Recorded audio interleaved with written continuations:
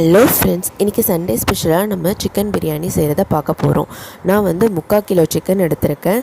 அதுக்கு முதல்ல மசாலா தடவி ஊற வைக்க போகிறேன். கொஞ்சம் மஞ்சத்தூள், ஒரு 1/2 டீஸ்பூன் மஞ்சத்தூள், 1/2 teaspoon garam masala, 1 teaspoon biryani masala, 1 teaspoon வெறும் மிளகாத்தூள், 1 டீஸ்பூன் இஞ்சி பூண்டு பேஸ்ட்டு, 1/2 டீஸ்பூன் உப்பு, 3 டீஸ்பூன் தயிர், இதெல்லாம் போட்டு நல்லா தண்ணி ஊற்றி கொஞ்சமாக கலந்துக்கிட்டு அதில் நான் எடுத்து வச்சுருக்க சிக்கனை எடுத்து போட்டு ஒரு 1/2 அன் ஹவருக்கு நல்லா ஊற வச்சுருவேன். நீங்கள் பிரியாணி தாளிக்கிற அளவுக்கு கூட அது ஊறினா கூட ஓகே. எந்த அளவுக்கு மசாலா ஊறுதோ அந்தளவுக்கு உங்களுக்கு பிரியாணியில் டேஸ்ட்டு கொடுக்கும் ஃப்ரெண்ட்ஸ். அதுக்கப்புறமா பார்த்தீங்கன்னா பிரியாணி பாத்திரம் எடுத்து நம்ம எண்ணெய் ஊற்றிக்கணும். எண்ணெய் தேவையான அளவு நான் ஊற்றிருக்கேன். நான் நெய் யூஸ் பண்ணல, நீங்கள் வேணால் யூஸ் பண்ணுங்கள். அதுக்கப்புறமா 2 பிரிஞ்சி இலை, 2 பட்டை, 2 லவங்கம், ஒரு நட்சத்திரம், அதுக்கப்புறமா 2 ஏலக்காய் போட்டு அதெல்லாம் பொரிஞ்சு வந்தோடனே 3 பச்சை மிளகாவை கீறி வச்சுருக்கேன், அதை போடணும். அதெல்லாம் பொரிஞ்சு வந்ததுக்கப்புறமா 4 பெரிய சைஸு ஆனியன் எடுத்திருக்கேன். நான் 3 அழாக்கு அரிசி தான் இன்றைக்கி யூஸ் பண்ணியிருக்கேன். அதனால் 4 பெரிய சைஸ் வெங்காயம், 4 பெரிய சைஸ் தக்காளி ஸ்லைஸாக கட் பண்ணி அதெல்லாம் வதக்கிக்கணும். முதல்ல இதில் வதக்கிறது தான் ஃப்ரெண்ட்ஸ் முக்கியம். எந்த அளவுக்கு வதக்குறோமோ அந்தளவுக்கு டேஸ்ட்டு கொடுக்கும்.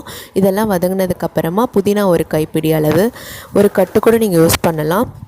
ஒரு கட்டு எடுத்து புதினா ஆஞ்சி வச்சுட்டு அது வெங்காயம் தக்காளி வதங்கினதுக்கப்புறமா போட்டிங்கன்னா நல்ல மணமாக இருக்கும்.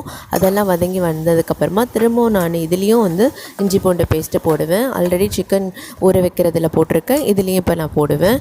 இதெல்லாம் வதங்கினதுக்கப்புறமா பார்த்திங்கன்னா நான் இப்போ சிக்கன் ஊற வைக்க என்னென்ன மசாலாலாம் போட்டனோ அதே மசாலாவை நான் இந்த கிரேவிலையும் யூஸ் பண்ணுவேன்.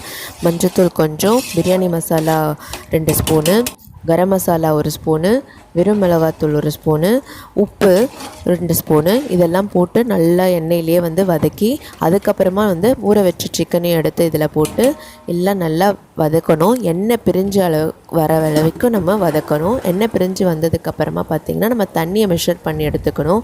நான் இன்றைக்கி 3 அழாக்கு அரிசி எடுத்திருக்கேன். எந்த அழாக்கில் நான் அரிசி எடுத்தனோ அந்த அழாக்கில் ஒரு அழாக்குக்கு 1.5 கிளாஸ் வீதம் மொத்தம் நான் 4.5 கிளாஸ் தண்ணியை ஊற்றுறேன். ஊற்றி தண்ணி நல்லா கொதித்து வந்ததுக்கப்புறமா நம்ம அரிசி எடுத்து போடணும் ஃப்ரெண்ட்ஸ்.